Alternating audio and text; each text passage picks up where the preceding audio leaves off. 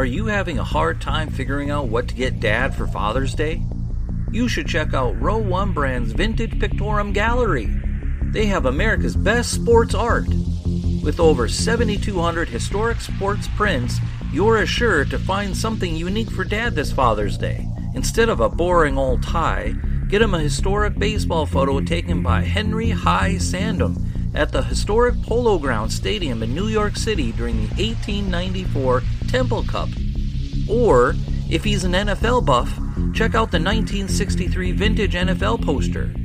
These are so good looking that you'll be amazed how they turn out. Shop now at sportshistorynetwork.com/row1 and save 15% off your order. When you look up the word Odyssey in the dictionary, you know that it's a long journey, a trip, down memory lane maybe. Well, we have that today with the Football Odyssey's host, Aaron Harris, as he's going to join us to talk about the greatest number 59s that ever played in the NFL. That's all coming up in a moment. This is the Pigskin Daily History Dispatch, a podcast that covers the anniversaries of American football events throughout history on a day-to-day basis. This is your host, Darren Hayes, and we are podcasting from America's North Shore, bringing you the memories of the gridiron, one day at a time. So in taking the snap from the sportshistorynetwork.com and handing off to pigskindispatch.com, let's go no huddle through today's football history headlines. This podcast is part of the Sports History Network, your headquarters for the yesteryear of your favorite sport. You can learn more at sportshistorynetwork.com. Hello, my football friends. This is Darren Hayes of pigskindispatch.com, and we have another great bonus edition. The Football by Numbers takes us all the way to jersey number 59, and this is not a solo mission tonight. We have some great help. And a guy that's I'm really looking forward to talking to. We've had him on the program before, and that's Aaron Harris of the Football Odyssey podcast, and he's also got a great website, The Football Odyssey. Let's bring him in right now. Aaron Harris, welcome to the Pigpen. Thanks for having me back. Yeah, it's been a little bit. I'm not sure. I think your last numbers were probably in the 30s, and we've missed you for a while. Maybe it was we had you in the 40s. No, I think the last time was 37 because that's 37, when we did. okay. We did mostly safeties. Yeah. Well, today it's a little bit different. It's still the defensive side of the ball, but I think we're going to have the backers hitting us with number 59s today. If you love linebackers, you'll love this show. Yeah, that's right in my neighborhood. I love the backers. So what's been going on since the last time we talked to you? How's everything going with the podcast? It's going well. Pretty good variety of guests so far. The most recent one was Jack Mckeon. He's the CEO of American Football International. So we got to talk about his new site and what it's like to cover football around the globe and sort of some of the possibilities and the potential of the sport around the world. Also had we had Scott Hansen on the show I think it was about a month and a half ago. So that was fun and exciting. And then we had Upton Bell. That's a longer one. It's about 2 hours running. But, he's a great wealth of knowledge and a lot of experience. So wow, he's been busy. Names. Yeah, they've been great to talk to, all for different reasons. But that's kind of like the good thing about doing your own show. You can kind of dictate who you talk to and really kind of go as in depth as you want for a variety of topics. So I'm glad they all took the time to come on. Yeah, that's a tremendous cast of guests there you've had in that short span, and they're great podcasts too. I've listened to them, and excellent job of interviewing them too, and keeping everything going. So, great job. Well, we have a big task ourselves tonight because the Jersey 59. The Hall of Fame's only given us one name tonight, and it's a good one. I mean, it's somebody that you and I both like because it's a Pittsburgh Steeler. We're both Steelers fans. That's Jack Hamm is our only 59 in the Pro Football Hall of Fame, which I find that kind of surprising. Do you? Yeah, a little bit. I thought there was going to be a few more on there. It seems like for linebackers, the 50s is usually kind of a go-to number series for them. So I'm kind of surprised that there wasn't much. A lot of players in there, but there are still some really good players in this list for this number, but they're just not quite Hall of Famers because looking through them, you could definitely see that Jack separates himself from the rest of the bunch. But yeah, I mean, like I said, they're still really good players in their own right, though. Yeah, I think there's probably a couple we're going to talk about tonight that maybe in the next 10, 15 years we'll see them in the Pro Football Hall of Fame. They'll have that bronze bust because I could see it. Yeah, pretty decent careers. Yeah, definitely. Well, hey, why don't we start off with our Hall of Famer, with Jack Hamm? What do you have on Jack? Yeah, he was often regarded as one of the most intelligent players in the game ever, and especially at his position. One of the best coverage linebackers. He had 32 picks, 21 fumble recoveries. Out of 162 games, he started 160 of them over a 12-year career. 6-time All-Pro, 8-time Pro Bowler, 4-time Super Bowl champ. And he's just such a fundamentally sound player. He's kind of the person that Paterno and Chuck Noll love to have. I was watching Super Bowl IX this weekend against the Vikings, and it just seems the guy really was one step ahead of everybody he lined up against. He was able to wrap up Chuck Foreman, bring him to the ground, able to read Fran Tarkenton's eyes, see where he was going with the ball. He was running, he was covering tight ends and receivers. I mean, he's definitely a guy that I don't think can be replicated. His playing style can be replicated today, but he's just such a fundamentally sound guy, and I love watching him play.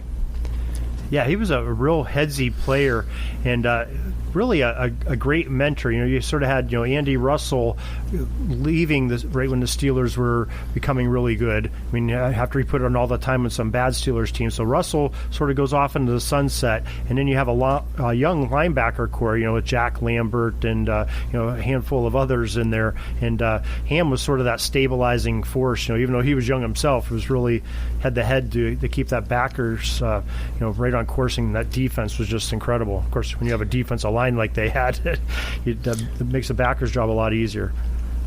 Yeah, I was listening to his Hall of Fame speech, and he was saying that that Andy Russell was one of the most intelligent players he's ever been around, and was a big reason why he was the player that he is. He was the player that he had the career that he did.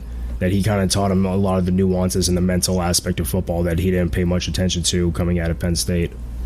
Yeah, I believe it, because he was, probably like 2 years removed from Russell. You would almost think that Hamm, embodied Russell, because he did a lot of the, the smart plays, that you'd see, get himself in the right position and, square up and takedowns, take down big backs, like the Vikings back that you just talked about, Foreman and keeping Fran Tarkenton was pretty much a mad scrambler too. It's no easy task there either. Yeah. So, yeah. Now, I don't know if he is. Last time I listened to a Penn State broadcast, I think Jack Hamm was still doing the color on Penn State games. It's been, of course, we didn't really have much last year, but I'm not sure if he still is or not. Yeah, I think a couple of years ago he was. I don't really watch too much Penn State football, but I think last time I checked he was still doing something like that. And somehow I think he was involved in medicinal marijuana. And I don't know the extent of what his involvement was, but yeah, I guess he's been investing in that as well. So he's keeping himself busy. I see him sometimes on the documentaries on the NFL Network, like the Football Life documentaries. I see him pop up every now and then. So I guess he's willing to keep doing interviews about those days too. So that's good. Yeah, definitely. Yeah, keep the dynasty stay alive. Involved with football. He's 72 years old now. I mean, that seems unbelievable to think about. It seems like yesterday he was playing, and it's been quite a while, though, I guess. Yeah. But yeah, I think we'll both agree that he's probably going on our list right now. I mean, especially being the only Hall of Famer, and he's miles above the other folks we're going to talk about here so far. Yeah. So he's number one on our list. All right. So now we're out of the Hall of Fame realm. What player would you like to talk about next? I took a look at London Fletcher pretty hard for the number 2 spot. He was always a player. I remember him being kind of a standout on the Redskins when they really didn't have a lot of competitive teams during his tenure there. But he had a 16-year career that had pretty solid results. He had 39 sacks, which, as a 4'3" middle linebacker was a lot. 23 picks. He did win a Super Bowl with the Rams in '99 and went to another one whenever they got upset by New England.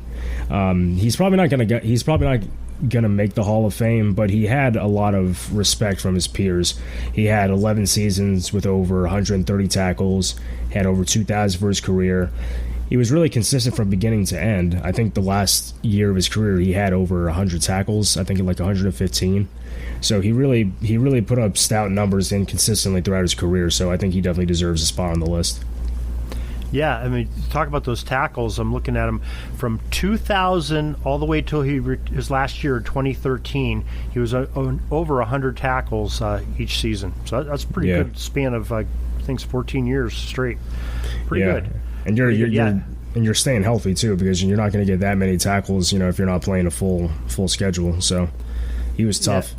And it's hard not to get injured too in that position, because you got the big 300-pound lineman coming down, bearing down your head, hunting you every play.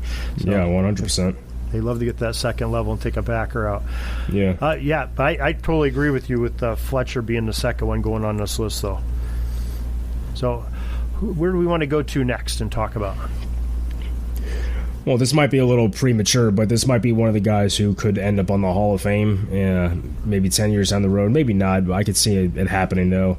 I went with Luke Kuechly, because he definitely has one of the shorter careers on this list, but he wasted no time making himself one of the premier players in the game. Started all 118 games during his 8 years, had over 1,000 tackles, and he's a very cerebral player. There's a great video from a YouTuber named Brett Coleman who does like long-form film breakdowns, and he was really displaying like Kuechly's intelligence at like recognizing formations and being able to adjust to the offense's tendencies, and sort of like winning like that audible game with the quarterback. Like Tony Romo would audible into a different play that they ran the day before, or that they ran the play before, and Kuechly would be right there just making sure everybody was in the right assignments. He picked off Tony Romo twice in a row actually by doing that. So, he really one of the best like pre-snap linebackers that I've seen in my lifetime, and I think when it's all said and done, probably the best ever. But yeah, not a guy that's gonna wow you physically, but man, he was tough as they come. And smart as they come to.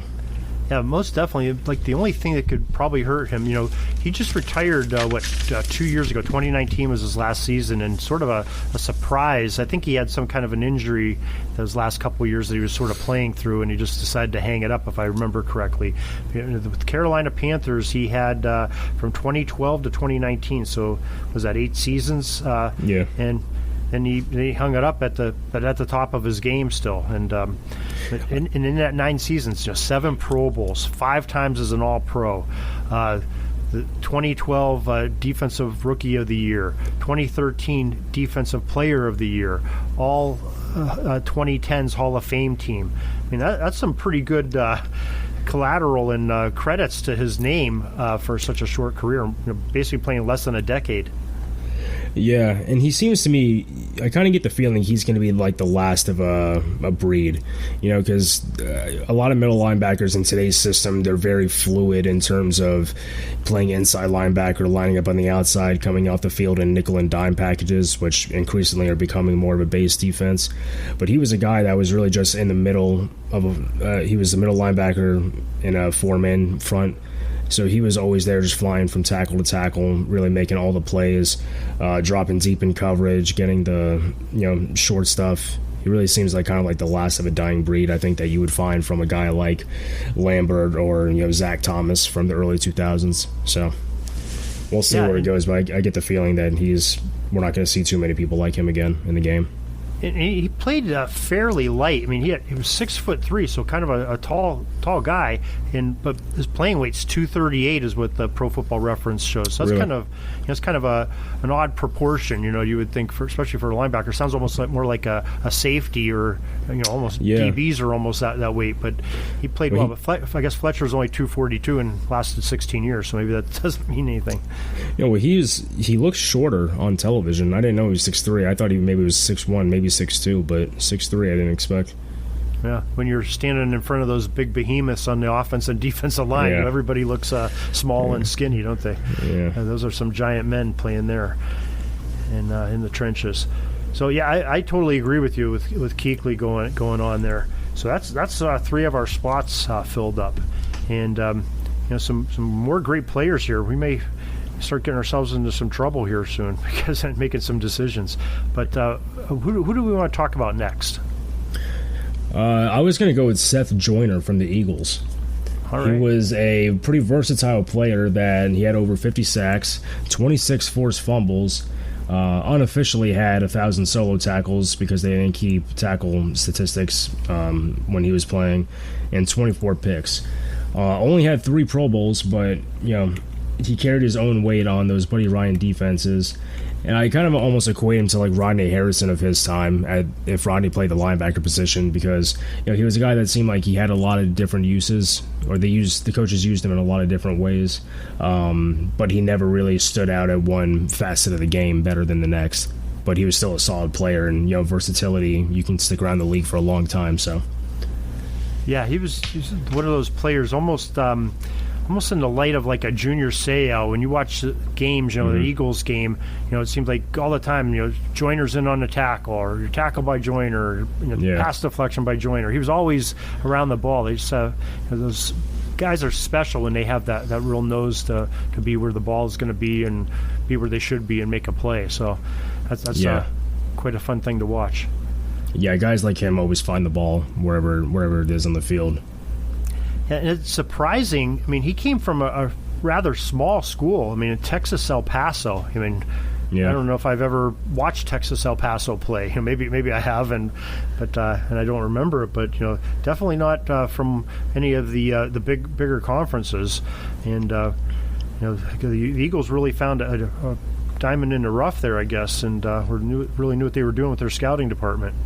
And, Texas always thrives at finding, giving good players like an opportunity at the smaller colleges that go on to do really well. I mean, you look at Joe Green, obviously. I mean Patrick Mahomes. Even. I mean, Texas Tech is good, but it's not like it's not the University of Texas. They don't have the same resources. So it's interesting how a lot of great players that come from like smaller Texas schools ended up doing really well. Or what's his name? Eric Dickerson when he was at SMU. Right. Just they have countless examples. Yeah, at least A&M and SMU, they play in some big conferences, and you get to see, they get televised and get some national coverage and everything. Like I said, I'm Texas El Paso. Maybe it's on ESPN2 or something, or ESPN one of those. Yeah. So maybe, but you don't get to see them very often. So unfortunately, good players that are on those teams in Division II and Division III teams, as well, they don't get the coverage, they don't get the publicity, they don't get to be up in the draft very often. And I'm not sure where he went in the draft. It doesn't say here in what I'm looking at, but wherever he was, he was productive. Whether he was even if he was a first rounder, he very productive career. So. Yeah, great player. That was a good choice to choose him. Now, what do we want to do with him? Do we want to put him on the list now, or do we want to wait? I would go ahead and put him on the list. I agree. I agree with you. Okay, who's our next player we want to talk about? So 5, I went with Matt Blair from the Vikings. Okay. It seems like a lot of the guys on those Vikings teams, especially on the defense, kind of got overshadowed by the front four. But Blair always had a nose for the ball. He was very multidimensional.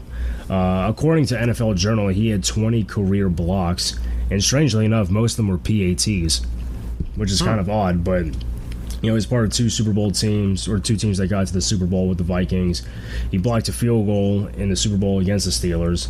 Not a standout player, but he did good work on a stout defensive team. So, if you're not playing up to par with your teammates, you're not going to be on the field. So he definitely was.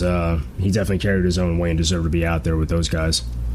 Yeah, I mean, we talked about Kuechly being 6'3". Well, Blair with those blocks, 6'5", and with some big mitts too. So I guess he. Good one to have there in the middle, the blocking kicks. Yeah, especially the athleticism of a linebacker. Yeah, it's weird. I mean, NFL Journal had a pretty good article where they listed players who had like really good. I don't know if it was records of like most kicks or just players that were really good at blocking kicks, but it's kind of crazy how some of them you would think it's a lot easier than what it is, but some guys just made it look like there was nothing to it. I mean, Ted Hendricks was probably the best example of it. I think he was number 1 on their list, but he would just he had over 25, I think, by the time it was said and done. Wow. Yeah, I mean, that's incredible. So is. usually it's the tall, lengthy guys that can either get right up the middle or speed rush right off the edge. But yeah, there's definitely looks like there's an art form to it. I've never have gone through like the coaching perspective of how you coach that, but yeah, that's impressive. Yeah, I think it's more of an instinctual and, being in the right place, right time, and the timing and everything else, involved. And there's just players that are really good at it and have a knack at it. And, they're the ones that are successful. So it's being like 6'5" and having some long arms doesn't hurt either. Yeah, it's definitely more. I think it's definitely more of like a position or accomplishment that you make based off your physical stature. But I don't know. You look at a guy like Troy that used to just jump over the offensive line. Yeah, that's just a whole different skill set there. It's just he's a freak. But So what do you think about him? Do you think he should be on the list, or should we put him on hold? For Blair, I have Blair on when I was going through and just marking down who I think would be a top 10. I had Blair on there, so I have no problem at all putting him on. Okay, so what direction do we want to go to next year?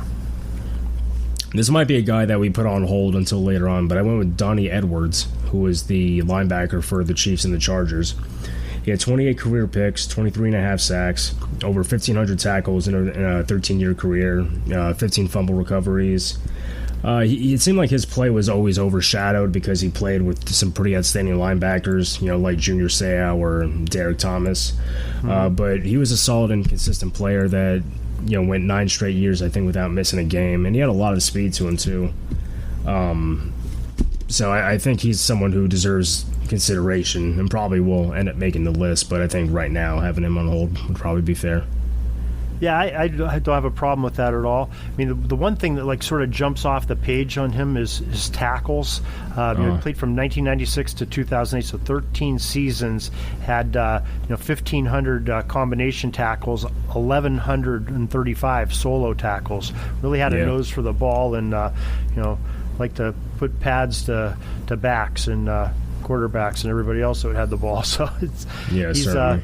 That's the thing that really jumps out about him, and things I remember about his play too. Is he really would stick a hole, and sort of one of those roving linebackers, just filling that hole when a back would go through it. Yeah, I gotta watch more tape on him, because usually when I watch Chargers football games from the early 2000s, I'm always looking at Seau. So I definitely need to look more at Edwards, but yeah, I mean the numbers are pretty stout. Obviously, to compare to some of the other players that he played with, you might think that they're not gonna compare as well, but yeah, he still was one hell of a player. Yeah, I was kind of surprised when I looked at it. He only made it to 1 Pro Bowl. I thought him I think. Be maybe like a 3 or 4 Pro Bowl type of guy, and maybe he deserved that and just didn't do it because there's a lot of great linebackers in the AFC when he played. And, there's always guys like that just fly under the radar. Yeah, but I agree with you. We probably got to wait on him. I don't think he's an automatic bid to go on here.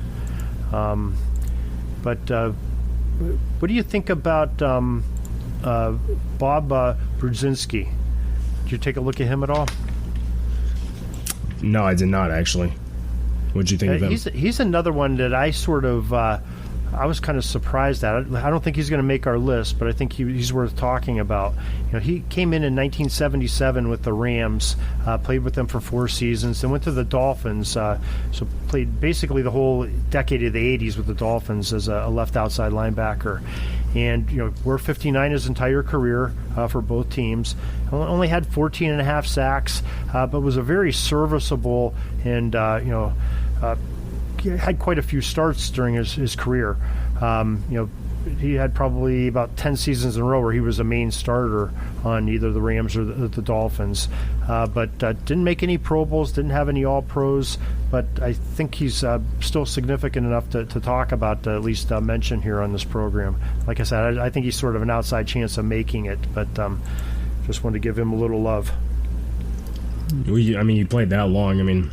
It's kind of weird whenever you're judging guys based off statistics, right? Because you can't go back and watch every single play that they ever did and say, oh, well, this one he didn't get the tackle because his job was actually more contained than go up, than do a bull rush or anything like that. But yeah, there's definitely guys on here who were great role players for their team, but never really got a lot of recognition. And I think being on a team in the 80s on the Dolphins with like Dan Marino, obviously the defense isn't going to get too much attention, truthfully. So right, it just sort of depends on the scheme that the defensive coordinators are running too. Sometimes they're making players just eat up blocks and they don't get the stats, but that could be what he was. But of course, left outside, I doubt he's doing that too much. But who knows? He might be in coverage a lot.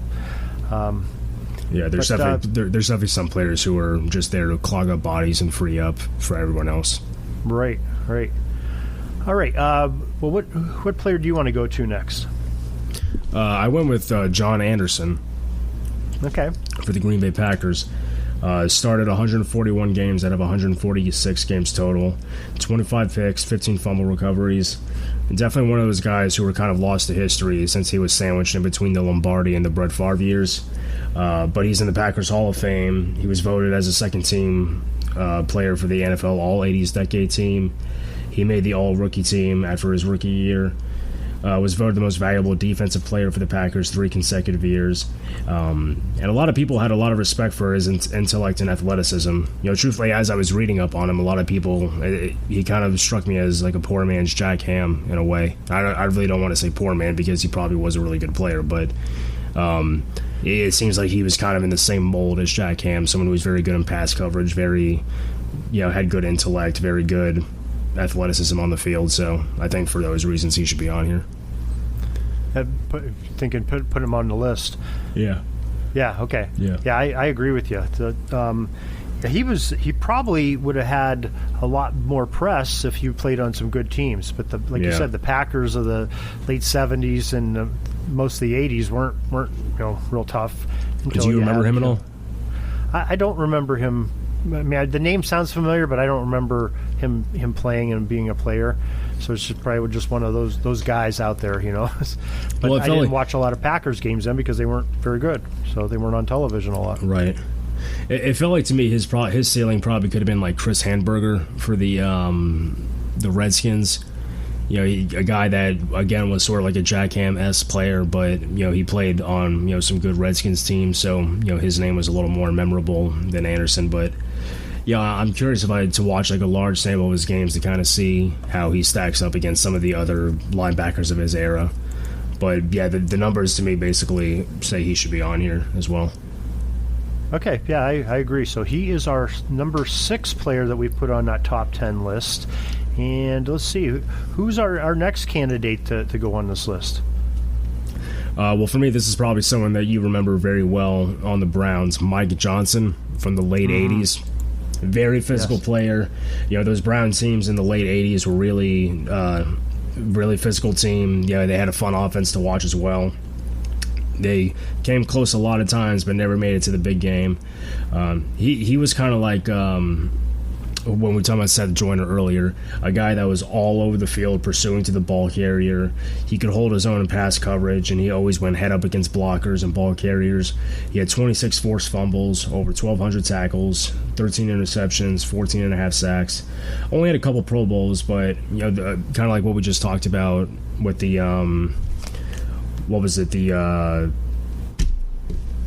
whose offense were we just talking about? Dan Marino. Miami. Yeah, it's kind of like the same situation. It seems like Bernie Kosar and Metcalf got a lot of the attention back then, and they had a receiver named Michael Jackson too. So it seems like that was kind of like the focal point of that team. But that defense I think was just as vital to their success as anybody, and he was the anchor in the middle of it. They had a good front four as well, but watching him play was kind of a good throwback for me personally because he just played physically every down. Yeah, I mean, 1,200 tackles during his career, part of 1,200. They didn't have solo tackles they didn't keep track of that for most of his career, so it looks real skewed if you look at Pro Football Reference. Like, hey, how'd this guy only had 172 solo tackles and 1,200 combination tackles? Well, there's probably 8 years where he's all zeros because they didn't keep track of it.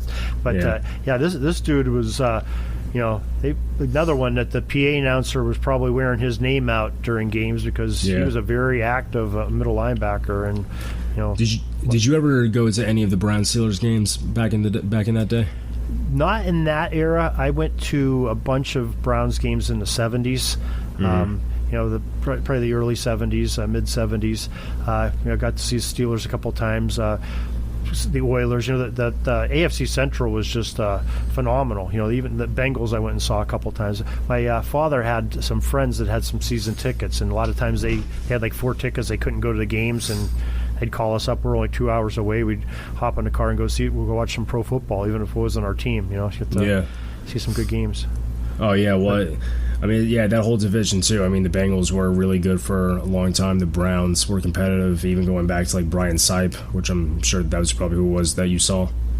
Yeah, I saw quite a bit of Sipe, Kenny Anderson with the Bengals, Dan Pastorini with the Oilers, of course Earl Campbell and the Pruitt not brothers, but the Pruitt running backs for the Browns. They were both phenomenal. But yeah, those some great AFC Central matchups back then. Yeah, so. I mean, even like it's like the AFC North now. I mean, obviously Cincinnati. It's probably going to get better with Joe Burrow, but still, it always seems like when those three teams consistently have been together, they've always been able to produce some really great rivalries. Yeah, that's definitely true. They get up for each other, that's for sure. Yeah, certainly. Sure. Yeah, so what do we want to do with Mike Johnson? Do we want to put him on? I would put him on. Yeah, definitely. Yeah, I had him on my list because he was a definitely substantial player. Okay, who is our possible player that could be on our topic conversation next? How do you feel about Whitney Merciless for the Texans? I don't know if I know much about him. Tell me about him. Yeah, so he's an outside linebacker, or I guess an edge rusher would be a better way to describe him. He's easy to overlook because he's not in a huge market, and while he's been there, there's only been probably a few years where Houston has really been to the playoffs and has done pretty good work. But he has 53.5 sacks so far in his career, drafted in 2012. He's able to pass rush equally as good in the middle of the field as he is on the edge. There's this really great play that they had against New England in like a divisional game in 2013 or 14, where he rushes the center and he just does a spin move like in the interior line and just stacks Tom Brady, and it looks so easy. I mean, and it's just, he has great athleticism. And he has a lot of, he does well in big games. In 8 playoff games, he has 7 sacks. So, yeah, great closing speed, a lot of ways of getting to the QB. He can bull rush, he can swat the hands or just run around you.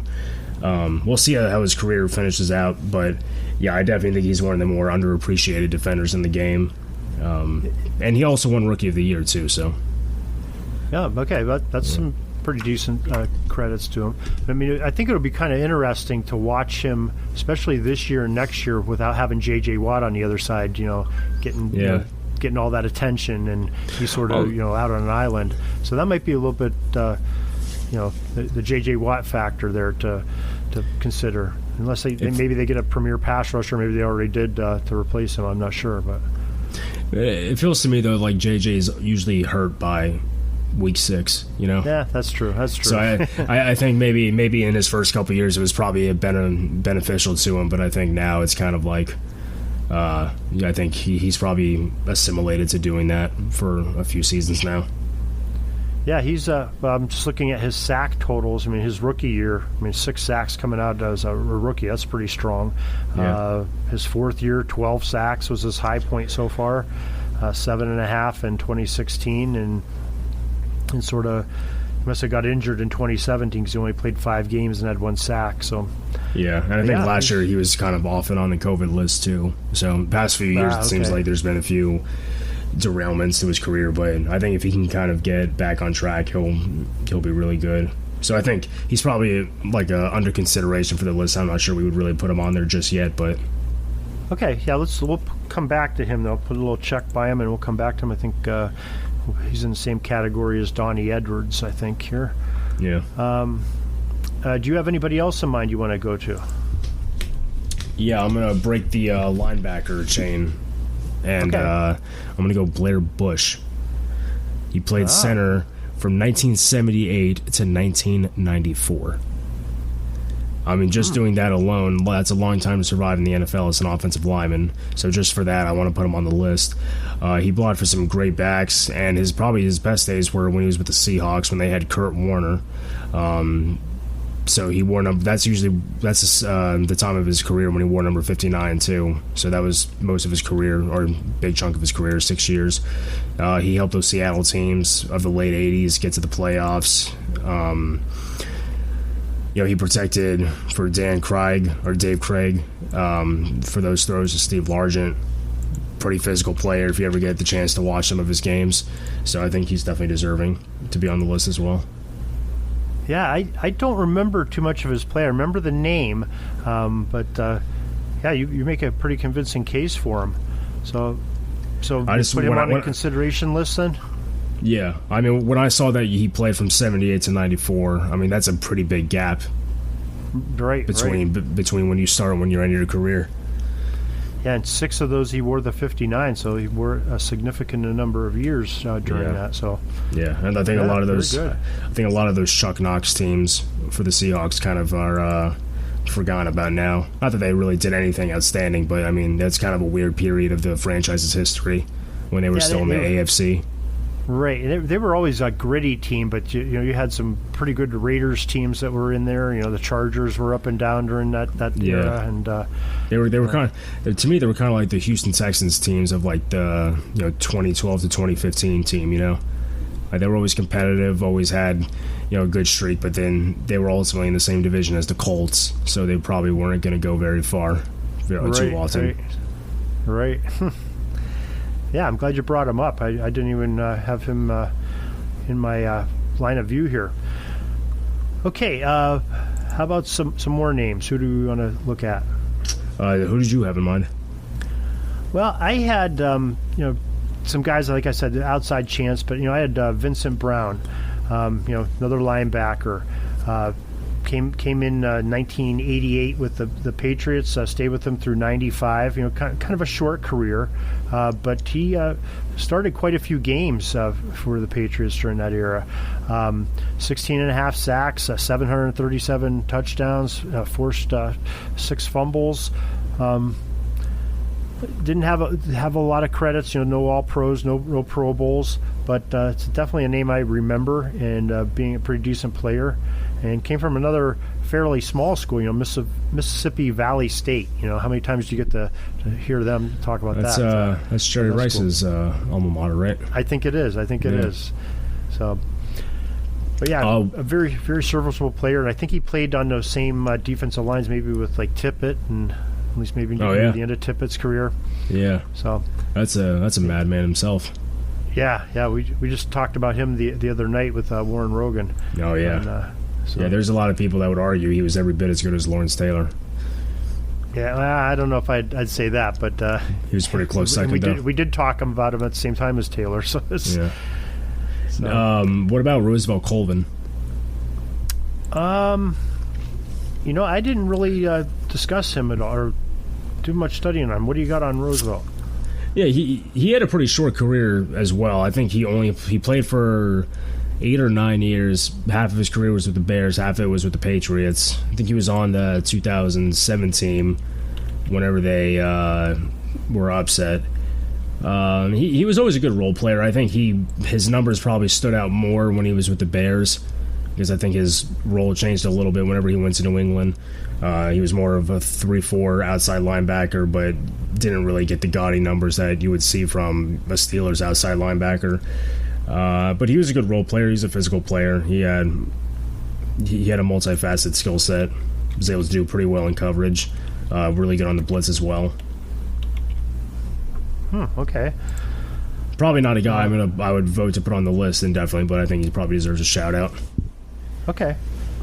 Yeah, I'm glad we want to bring up these substantial players. Guys that contributed. Lonnie Warwick was another one that I thought of. I saw the name. I said, I remember that guy playing too. And he was another one that sort of didn't have a real impactful career, but he's a memorable career. My computer just froze up here on him. But he was another Minnesota Viking that played 65 all the way to 72 with the Vikings, and then played a couple years with Atlanta. So I remember him sort of at the end of his career with the Vikings. That purple people eater defense. Yeah.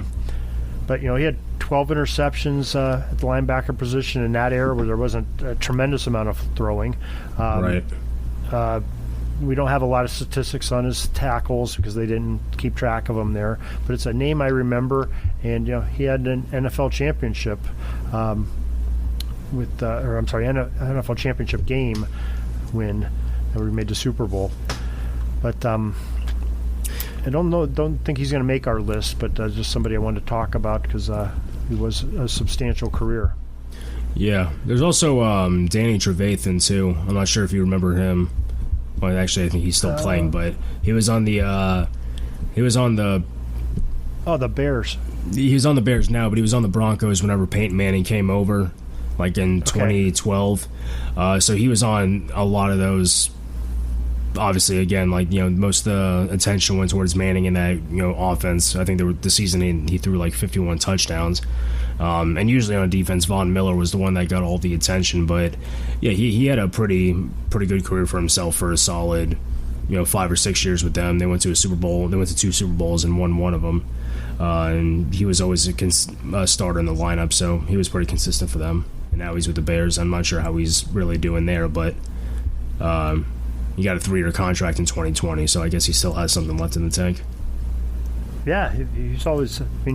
Again, you remember his name because when there were names called a lot, and people are talking about him, and you see a 59 flash around all over the field making tackles, you think about him, and your name sticks with you. So he's definitely one that I like watching, and he's a good one. Yeah, I think in 2013 he had a career high of 128 combined tackles, 88 solo, a career high 10 pass deflections, 3 interceptions, and 2 sacks. Okay. Yeah. So yeah, he seems like he's a solid player. Again, probably not someone we're going to put on the list, but I guess he deserves a shout out. Yeah, definitely. Do you have anybody else that you want to talk about that had some substantial numbers that jumped out at you? Not really substantial. I guess there's one more, Wesley Woodyard. You remember him? Mm-hmm. Oh, yeah. Yeah. I would put him on. I guess I don't know if I'd put him on the list, but yeah, he was someone good too. He had over 900 total tackles, 8 picks, 7 forced fumbles, 2 defensive touchdowns. Played a lot in like the 3-4 system where he did pretty well at. Also played a lot with the Broncos too, ironically, with Trevathan. So he was part of like that team that had a really good. Really good defense that didn't get as much notoriety, but they still were able to contribute more than their fair share. Yeah, and a nice 12-year career too. You got to give credit to the backers when they're staying out on the field that long. Yeah, definitely. That's a lot of wear and tear in your body. Yeah. All right, do you have anybody else you want to talk about before we deliberate and try to come up with these last 3 spots? No, I think that's everyone I wanted to touch on. Okay, so we have 7 spots, and let me go and review who we put on the list already. We have Jack Hamm, London Fletcher, Luke Kuechly, Seth Joyner, Matt Blair, John Anderson, and Mike Johnson is who I have that we put on the list so far. And some guys we said we wanted to come back and talk about, Blair Bush, Danny Trevathan, I think we wanted to talk about him again, Whitney Mercilus, and Donnie Edwards. Donnie Edwards, I feel like, has to be on the list. I think so, too. You get 1,500 tackles, that's a pretty impressive milestone. Yeah, I definitely agree there. So that takes us to 8. So we have 2 more. Now you made me really think about Mercilus a little bit here. He sort of was flying under my radar, but... I might put Blair Bush in front of him just because, again, 1978 to 1994 for an offensive lineman, that's right. That's really is like an Iron Man accomplishment. And obviously, with offensive linemen, it's hard to really quantify their play if you don't watch them in the moment. But you're not going to last that long in the league if you can't play. So I think he deserves to be on it. Okay, I agree with you. That's a good point. I hate to screw up the linebacker episode with the center, but you got to give him his due. Yeah, no, you got to do that. It's not like trying to put a punter on in a quarterback episode. Yes. Well, there's a lot of quarterbacks that do also punt, so it may not be that ridiculous, like Joe Theismann. Yeah, that's true. All right, so we have one more spot. Do you want to put Mercilus in that, or do you have somebody else you'd rather talk about for that? Yeah, I think of the remaining crew, I would definitely put him in front of anybody. Okay. Definitely more dominant, I think, at his position than the other players are at theirs. Okay, so we have Blair, Marcellus, and who do we have at 8? Donnie Edwards taking those last 3 spots. So, hey, we did it. Yeah. Got it in there again. Solid list. Yeah. So that's a great list. I appreciate you helping me on that. Now, what do you have coming up on the Football Odyssey that we can look forward to? There's going to be a film review coming down the pipe soon. I'm trying to get some players on, but obviously some of them can be kind of hard to track down. Some of them are just not interested in, being interviewed anymore. So I'm really working hard on that. I also wanted to try to get some more authors. It's been a while since I've had, I guess I had Upton Bell, but he's a little more than an author to me, though. Try to get some guys who are just authors by trade back on the show, and players mainly. So that's kind of like the main focus. But I don't know. Usually I have like a big list of things I want. I mean, I don't know if you can see my list here. I get like notes that I just jot down randomly until I run out of room. So I think I think you need a bigger piece of paper there. Yeah, well, I usually start fresh with another one, but then it quickly fills up. But yeah, so typically I'll just kind of go through, get inspiration from different sources. Sometimes I'll watch a game and think, I wonder if that guy will talk to me, or I'll just see a book that's been on my reading list for a while, go through that, or maybe just come across a random website that I haven't seen in a long time. So it comes from a lot of different ways, but players and authors are kind of two themes that I want to kind of get steam rolling on the show in the near future. Okay. One other thing I want to talk about before I let you go, because this is sort of overlooked, and I don't think people appreciate this much, but your website is, it's outstanding, and I don't know if we've ever talked about it on this program when we've had you on, but thefootballodyssey.com for listeners out there to check out. And you really have some great stuff there, the way you have it broke down. You have the subjects of anatomy of the game, and you go in there and there's all kinds of great football history there, and you sort of have them by eras, and some significant things, like the origins of the huddle, and the Rutgers Princeton game 1869, and some of the pioneer years, and you go to white collar football, American football abroad, football in the media, just some great topics that you don't see on a lot of football websites. Just sort of some interesting reads, and you do a nice job on them. So I appreciate it. I don't spend as much time on the website now since I've been doing the podcast, but it's definitely something I want to try to be a little more proactive in. I'm not the most tech savvy when it comes to web design, so sometimes trying to organize it can be a little bit of a hassle, but I definitely want to kind of give the website a little bit of a makeover. Try to keep like the same gist of it, but make it something a little more pleasing to the eye, I guess you could say, because it looks pretty basic right now, but that'll be kind of a project I'm going to be taking over in the next couple months. So see, I don't get that when I look at it. I don't get it looks vanilla. I look at it as sort of straight and to the point, and it's interesting, and it draws me in. The attention's on the words that you use. And when you see words like a subject matter of anatomy of the game, I'm like, hey, that's pretty intriguing. I had to dive into that. That was the first thing I saw. White collar football. I'm like, hey, what's he got on that? And it makes me dive in there. So I really like topics like that. And well, I want to keep something like that. Just for me, sometimes the options can be kind of limited in terms of formatting on the template that I'm using. So I would kind of like to experiment to see if I could keep something that's really simple but still looks kind of contemporary. Maybe not something that's like so blocky, I guess, how I would describe it. But yeah, we'll see where it goes. Sometimes I always say I want to start doing this, and then whenever I start getting back in there and writing some articles, I don't have any issues, so I don't see the point. But yeah, we'll see. We'll come down the road. All right. Well, hey, I appreciate your time tonight. I know you got a busy schedule here, as everybody does during the summertime. Everybody's post-COVID. I think COVID's we're about through it, I hope. I heard numbers were over like 53% of Americans getting vaccinated now, so that's a good thing. I don't know if they'll make the 70% by the 4th of July. We are recording this on June 14th, but hey, you never know.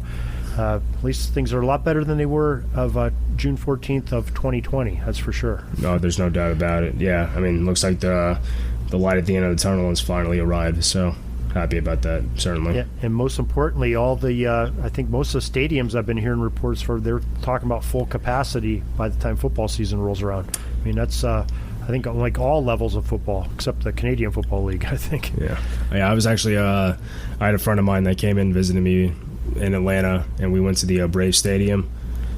And I don't really watch baseball, so we didn't really go in. But there's like they had full capacity and everything, and like all the surrounding bars. Yeah, I mean, no one here really has any more mask mandates, but yeah, it's it seems like what it was pre-COVID. You know that you just brought up a point. I forgot you're down in the Atlanta area. Now, have you been to the College Football Hall of Fame since they moved it down there? No, I have not actually. It's been really? It was on my list for a while. Yeah, I mean, like I think in 2020, I kind of made a point to really begin because I've lived in Atlanta since 2018, August of 2018. So I made it a point to start doing a lot of the sightseeing that a lot of tourists do, or what most people do when they first move here that I never got around to. But then the global pandemic hit, so that kind of ixnayed those plans, and I just have completely forgot about it until you mentioned it. Honestly, but yeah, now is that? Do you know where it's located? Is it located like right at the stadium, isn't it? Where Georgia plays? No. Was it the Mercedes Bowl or Mercedes-Benz Stadium? Yeah, Mercedes. I don't know if it's in the same area. It's a little closer to where it's closer to where the Hawks play. Okay. Yeah, it's similar. It's still sort of like a central downtown location for Atlanta, but it's not like walking distance between the two stadiums. Oh, okay. Yeah. All right. I think I was watching like when they first moved it down there. Was it 4 or 5 years ago? Maybe been longer ago than that. They were having a football game. Might have been a Georgia game, and they were talking about how it was, right there. And I'm like, oh, okay. I thought like guys are going in the stadium. You walk through the museum, and you're in the stadium or something. I didn't know how they had that set up. I don't think it's walking distance. I might be wrong about that, but yeah, I was always under the impression it's more because there's a place called like Centennial Park in Atlanta where they have like this.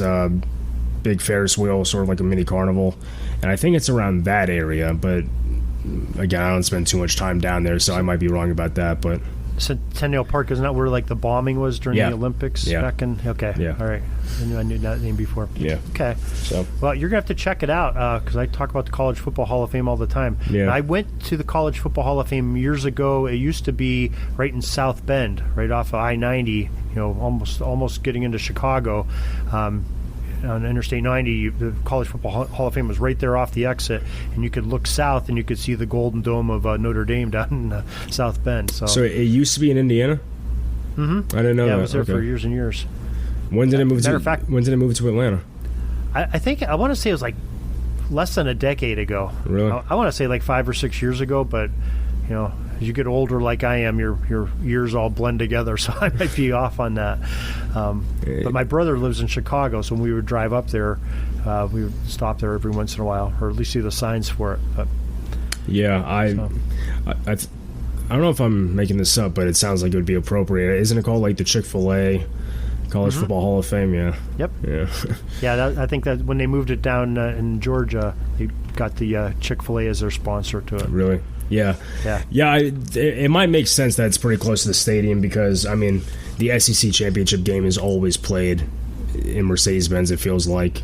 I mean, there's at least 2 championships, it feels like, actually, for college football every year that come through Atlanta because you have the Chick-fil-A Bowl, obviously, and then you have the SEC championship game. I want to say there's one more, but I think I could be mistaken, but definitely those 2 are always played here. Okay, well, there's your homework for this year, for this summer.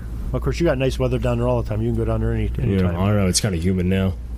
Oh, is it? It's getting to that. Yeah, it's getting to that point where, you have to really wear light clothing. You're gonna sweat pretty bad.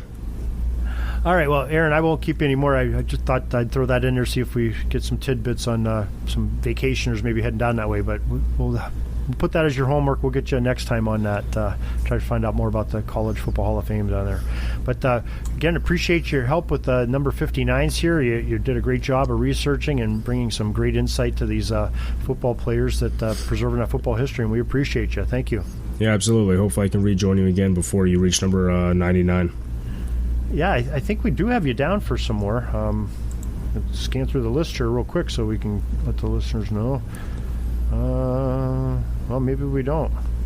Yeah, you need to sign up for some more numbers. We need some more Aaron Harris on here.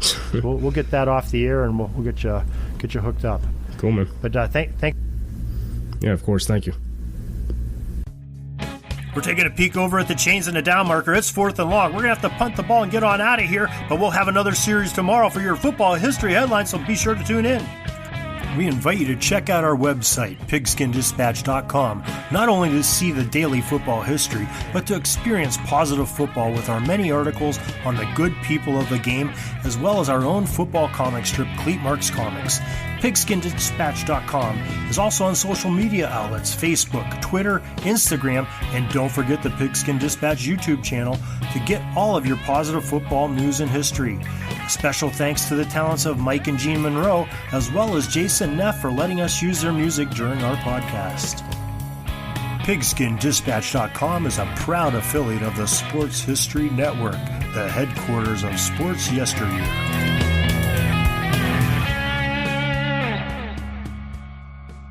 At the Sports History Network, we're all about sports yesteryear, and so we're so pleased to introduce you to Row One, an online memorabilia gallery and shop that brings your sports history to life anywhere. The Row One gallery includes over 5,200 gorgeously reproduced prints of team posters, game program covers, game tickets, advertisements, and more in baseball, pro and college football, pro and college basketball, and more. And any gallery item may be printed in a variety of sizes on wood, metal, canvas, acrylic, or poster paper. And in Row One shop, check out the thousands more of unique items with the retro and historical designs dating back to 1876, including t-shirts, long sleeve shirts, phone cases, mugs, blankets, pillows, towels, and even shower curtains. Go to sportshistorynetwork.com, ROW1, for access to the full Row One catalog and for gallery prints and gift items, plus get a 15% discount off all prints on the Row One Pictorium Gallery with coupon code SHN15. Follow the link on the show notes.